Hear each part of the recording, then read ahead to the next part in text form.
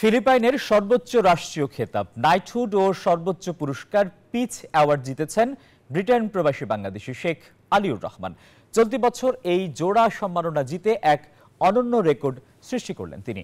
শেখ আলিউর রহমানের প্রতিষ্ঠিত ন্যায্য মজুরির সনদ শ্রমিকদের কল্যাণে যুগান্তকারী ভূমিকা রাখায় তাকে এই সম্মাননা দেয় ফিলিপাইন সরকার। দেশটির সর্বোচ্চ রাষ্ট্রীয় খেতাব নাইটহুড বা নাইট অব রিজাল প্রাপ্তদের মধ্যে রয়েছেন মার্কিন কূটনীতিক হেনরি কিসেঞ্জার, স্পেনের রাজা ডন জুয়ান কার্লোস, মালয়েশিয়ার প্রধানমন্ত্রী আনোয়ার ইব্রাহিম, ক্রোয়েশিয়ার প্রেসিডেন্ট এইচই মেসিকের মতো বিশিষ্ট ব্যক্তিরা। সিলেট থেকে ব্রিটেনে পাড়ি জমানো শেখ আলিউর রহমান শুধু যুক্তরাজ্যে নয়, সারা বিশ্বে একজন সফল ব্যবসায়ী হিসেবে পরিচিত।